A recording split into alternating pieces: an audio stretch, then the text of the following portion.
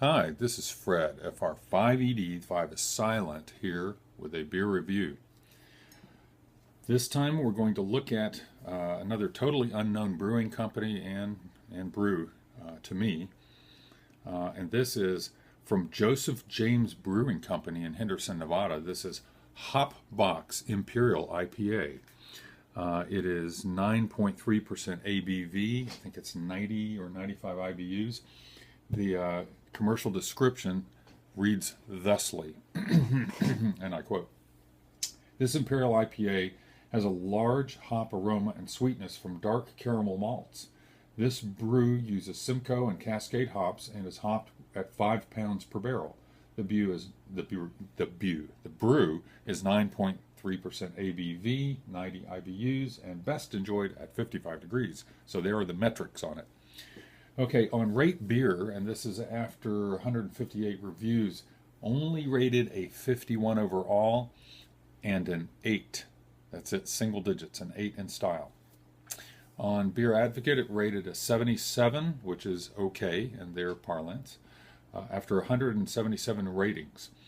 So anyway, we will see how this fares. Again, when you read these reviews ahead of time, there's a certain amount of bias that certainly, is going to be just inherent in that, and that's the way it is. The best way would probably be to not even know what it is, in case you've heard of it before, is just to taste it. And one day, if I ever become, a judge or a cicerone, I will certainly be able to do that. Right now, this is simply tasting to see if I like it or don't like it. So this comes in a can, as you saw. Open it away from my keyboards, my computer keyboard and my music keyboard. Don't want to christen them. Whoa, I say that and it's foaming out the top, and I don't want to pour over those. So I'll pour off camera here. I think I can bring it back on camera now. Okay. And as I often notice, when I go to pour the second beer in a series of consumptions into the glass, even though I rinse the glass out, I still get a very noticeable, prominent head, which is unlike the first whatever it is that I pour, whether it's an IPA, double IPA, whatever brand. Anyway, and it could be, well, the glass is still roughly the same temperature, so I'm not sure why that is, what the physics are. But anyway, we do have a decent 3-finger head there at least, holding in there, mostly very tiny bubbles, but a few large ones. It is a bit hazy, a light honey, dark golden color. Let's smell it. Certainly smells good. And that may be the issue in some of the lower rated ones, is that they smell good, don't taste so good. I don't know, but this does smell good. Let me describe what I'm smelling.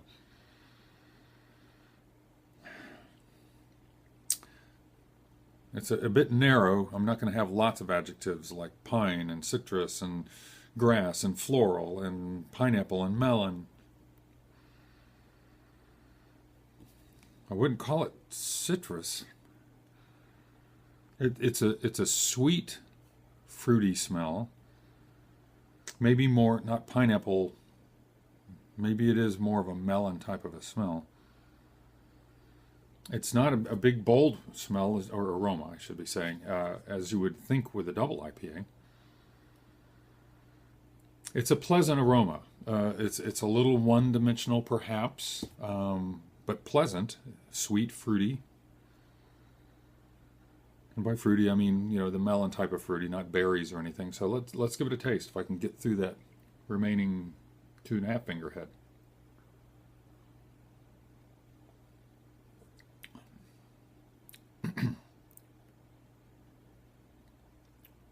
Very dry, very dry.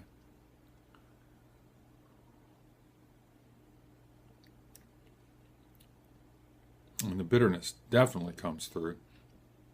At 90 IBUs, that's an objective lab measured number, but again, as far as our perception of bitterness, those numbers don't mean much. It has to, you have to account for things like sweetness and, ABV. This being 9.3% ABV, that, pulls that bitterness perception down some. So this isn't one of those, bites you in the uvula and, kick your soft palate around, but it is bitter.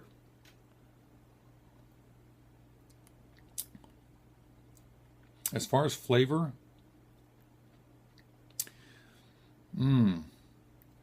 it's mostly, I'm not getting, how the hops can, hops, of course, as you know, contribute to bitterness, flavor, and aroma.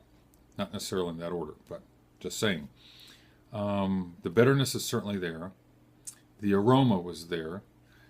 I'm not sure of what flavors I might be tasting from the hops, because this is mostly just kind of a, I don't want to say bready and biscuity yet. Hang on.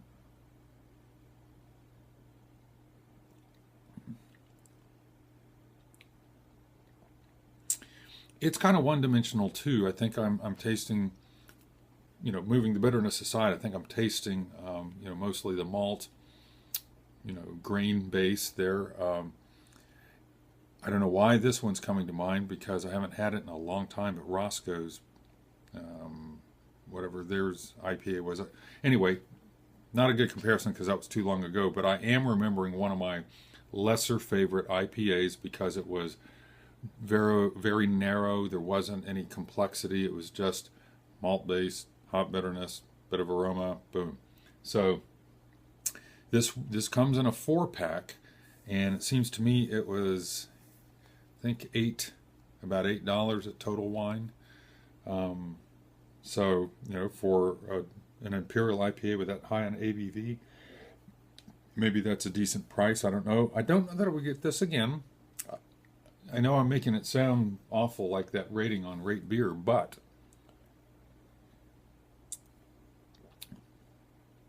it's not horrible. Hate for the brewery to hear me say, it doesn't suck. It's sippable. It's nowhere near like the Green Flash that I reviewed a little bit ago here. But it's not something I would get again. But I will have no trouble enjoying the other 3 cans, or I'll probably let my son-in-law enjoy 1 or 2 of those.